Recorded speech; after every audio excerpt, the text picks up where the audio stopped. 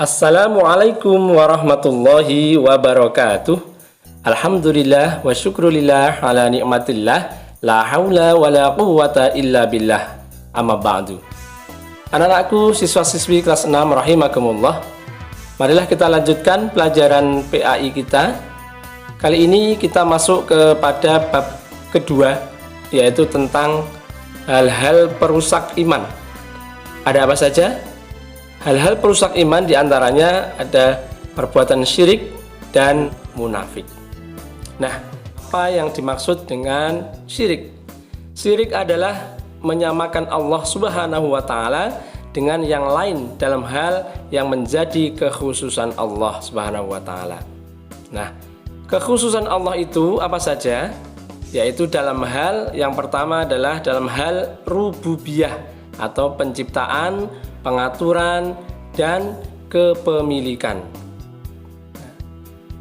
Seseorang mempercayai selain Allah ada yang bisa menghidupkan misalnya, atau ada yang bisa mematikan. Nah, itu termasuk salah satu perbuatan syirik dalam hal rububiyah. Perbuatan syirik dalam hal uluhiyah. Nah, dalam hal uluhiyah ini seseorang yang beribadah serta memberikan sesembahan kepada selain Allah. Inilah yang termasuk salah satu perbuatan syirik tentang dalam hal uluhiyah, yaitu dalam hal ibadah.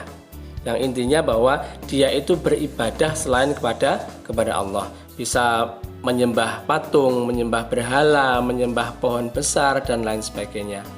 Nah, kemudian kesyirikan dalam hal asma wa sifat, yaitu nama dan sifat Allah, diantaranya adalah dia meminta rezeki, meminta keberkahan kepada selain Allah Subhanahu wa Ta'ala. Nah, kemudian Allah Subhanahu wa Ta'ala berfirman dalam surat Luqman ayat ke-13, betapa dahsyatnya, betapa besarnya dosa syirik itu. A'udzu billahi minasyaitonir rajim. Bismillahirrahmanirrahim. Wa idz qala Luqmanu libnihi wa huwa ya'idhuhu ya bunayya la tusyrik billah innasyirka la zulmun azim. Yang artinya, dan ingatlah ketika Luqman berkata kepada anaknya di waktu ia memberi pelajaran kepadanya, hai anakku, janganlah kamu mempersekutukan Allah. Sesungguhnya mempersekutukan Allah adalah benar-benar kezaliman yang besar. Inilah bahayanya perbuatan syirik.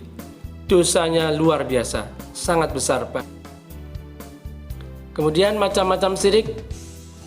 Syirik secara umum dibagi menjadi dua, yaitu syirik besar dan syirik kecil. Apa itu syirik besar atau syirik akbar? Syirik besar yaitu menjadikan sekutu selain Allah yang disembah dan ditaati, sama seperti menyembah dan mentaati Allah. Kemudian pengertian dari syirik kecil yaitu menyamakan sesuatu selain Allah dengan Allah dalam bentuk perkataan dan perbuatan.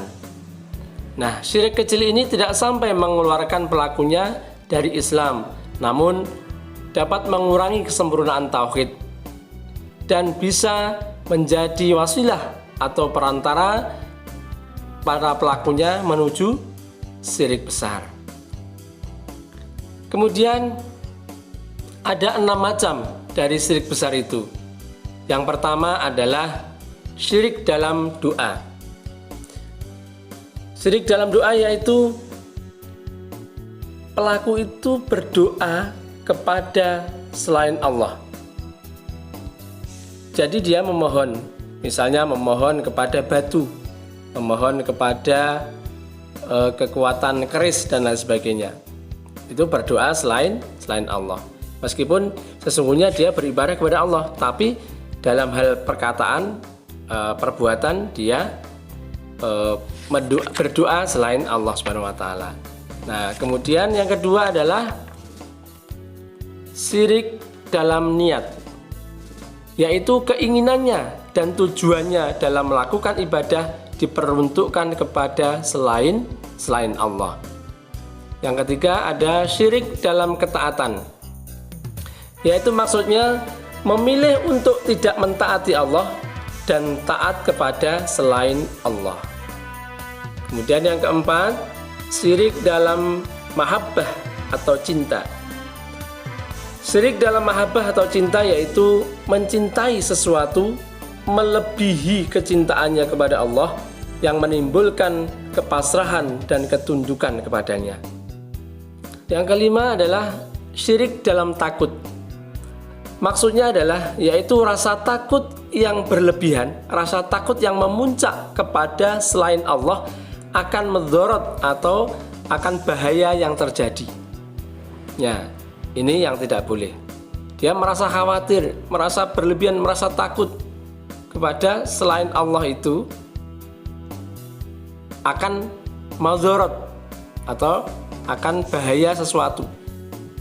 Nah, ini yang termasuk syirik dalam takut. Kemudian yang keenam adalah syirik dalam tawakal.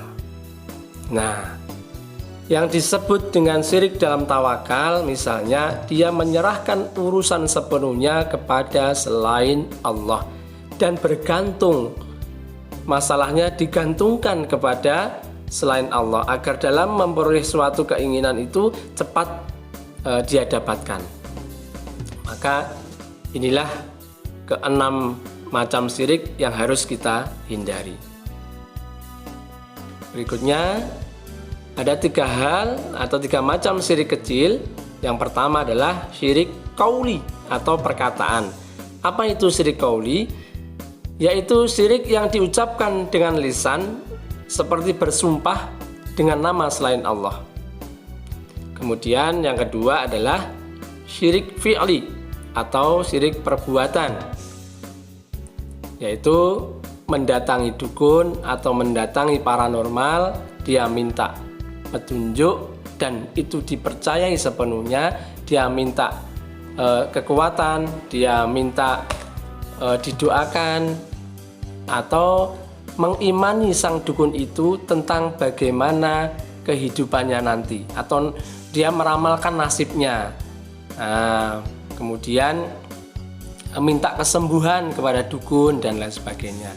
Ini termasuk syirik fi'li.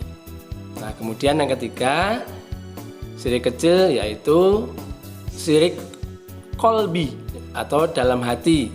Contoh misalnya rasa riya. Riya itu pamer, ya. Pamer itu misalnya dia beribadah, sholat, khusyuk agar dilihat oleh orang lain. Itu namanya riya. Ya, kemudian contoh lagi sum'ah.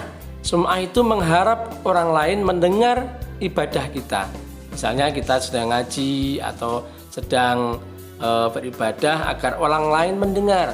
Kemarin saya sholat loh, tahajud. Nah, kita diomongkan agar orang lain mendengar. Nah, ini namanya syirik dalam hal dalam hati atau syirik qalbi.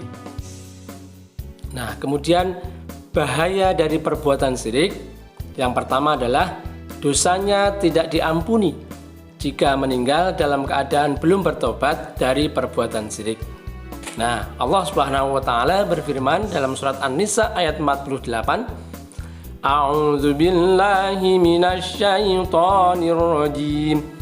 Bismillahirrahmanirrahim. Innallaha la yaghfiru an yushraka bihi wa yaghfiru ma duna dzalika liman yasha.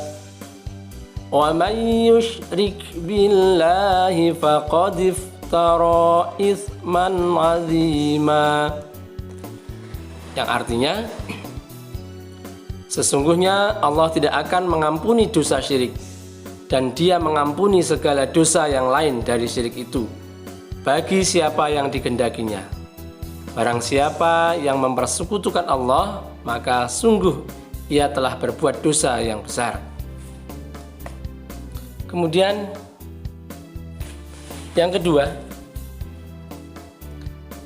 Allah akan mengharamkan surga bagi orang yang berbuat syirik. Dalam surat Al-Maidah ayat ke-72, Allah berfirman, A'udzu billahi minasy syaithanir rajim. Bismillahirrahmanirrahim. Innahu may yusyrik billahi faqad harramallahu alaihil jannata wa ma'wahun nar wa ma lidzalimina min ansar. Sesungguhnya orang yang mempersekutukan sesuatu dengan Allah, maka pasti Allah mengharamkan kepadanya surga dan tempatnya ialah neraka. Tidaklah ada bagi orang-orang zalim itu seorang penolong pun. Surat Al-Maidah ayat 72. Kemudian yang ketiga, bahaya dari syirik adalah semua pahala amal kebaikan terhapus oleh syirik. Dalam surat Al-An'am ayat 88, A'udzu billahi minasy syaithanir rajim. Bismillahirrahmanirrahim. Walau asyraku lahabita anhum ma kanu ya'malun. Artinya, seandainya mereka mempersekutukan Allah, niscaya lenyaplah dari mereka amalan yang telah mereka kerjakan. Kemudian kita lanjutkan pengertian munafik. Apa itu munafik? Munafik adalah pelaku atau orang yang berbuat nifak. Jadi orangnya, munafik itu adalah orang yang berbuat nifak. Nah, nifak artinya ketidaksamaan antara lahir dan batin dengan menampakkan kebaikan dan menyembunyikan keburukan. Jadi antara lisan dan hatinya tidak sama. Jadi ada orang yang tidak sama antara lisan dan hatinya. Kemudian dia suka menampakkan kebaikan-kebaikan. Nah, padahal sesungguhnya dia berpura-pura dengan kebaikan yang diperlihatkan. Padahal dia lebih senang dengan keburukan yang disembunyikan, sehingga terlihat sebagai seorang yang baik atau seorang yang soleh. Nah, inilah pengertian dari munafik. Kemudian dalam surat An-Nisa ayat 142, Allah berfirman, A'udzu billahi minasy syaithanir rajim. Bismillahirrahmanirrahim. Innal munafiqina yukhadi'una Allah wa huwa khadi'uhum wa idza qamu ila sholati qamu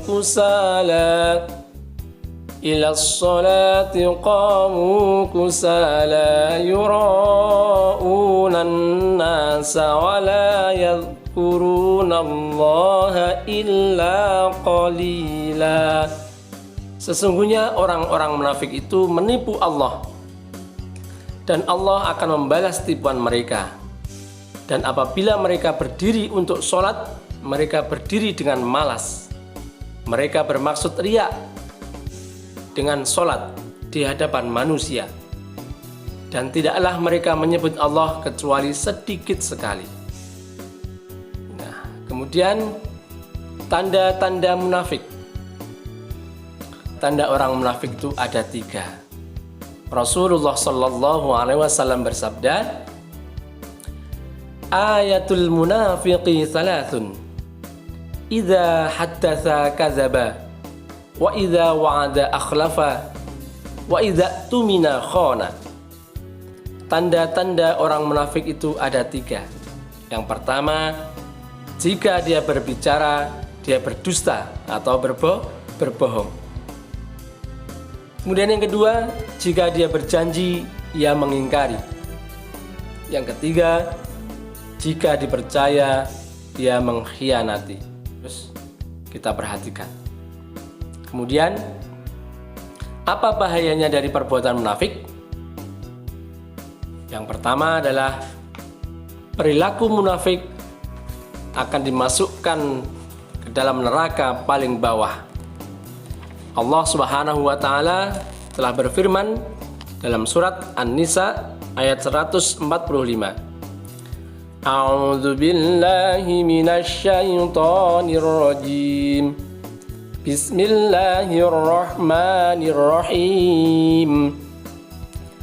Innal munafiqina fit darkil asfali minan nari walan tajida lahum nasira. Yang artinya, munafik itu ditempatkan pada tingkatan yang paling bawah dari neraka. Dan kamu sekali-kali tidak akan mendapat seorang penolong pun bagi mereka. Quran Surat An-Nisa ayat 145. Kemudian yang kedua, bahaya dari perbuatan munafik adalah merugikan diri sendiri. Tidak lagi dipercaya karena kebiasaan yang khianat, kemudian berbohong dan mengingkari janji. Kemudian yang ketiga, bahaya dari perbuatan munafik yaitu merusak tatanan kehidupan bermasyarakat karena saling menaruh curiga satu dengan yang lainnya. Kemudian yang terakhir adalah hatinya diliputi rasa was-was, gelisah dan tidak tenang. Inilah diantara bahaya dari perbuatan munafik. Mudah-mudahan kita semua terhindar dari perbuatan syirik dan perbuatan munafik itu. Hanya kepada Allah lah kita memohon agar diberi kekuatan iman dan kekuatan Islam, ditetapkan hati kita untuk selalu beriman, beribadah kepada Allah Subhanahu wa ta'ala. Demikian dari Pak Zainal, ada kurang lebihnya mohon maaf. Assalamualaikum warahmatullahi wabarakatuh.